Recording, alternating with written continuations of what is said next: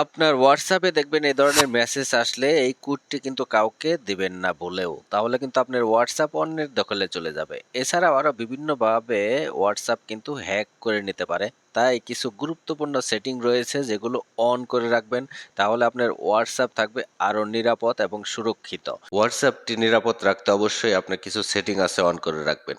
তার জন্য WhatsAppটি ওপেন করবেন। ওপেন করার পর উপরে 3 ডট এটাকে ওপেন করবেন। তারপর এখানে দেখেন সেটিং এটাকে ওপেন করে এখানে দেখবেন প্রাইভেসি এটার উপর ট্যাপ দিবেন।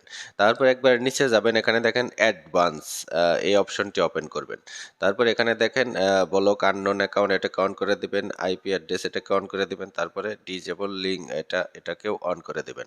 তারপর নিচে দেখেন একটি সেটিং রয়েছে, যদি দেখেন আপনার হোয়াটসঅ্যাপে এই ধরনের মেসেজ আসছে তার মানে বুঝবেন আপনার হোয়াটসঅ্যাপ কেউ হ্যাক করার চেষ্টা করছে। তখন ওই সময়টা আপনি শুধু এই সেটিংটা অন করে দেবেন। ঠিক আছে? তাহলে অপরিচিত কোনো নম্বর থেকে আপনাকে কোনো মেসেজ, কোনো প্রকার লিঙ্ক পাঠাতে পারবে না।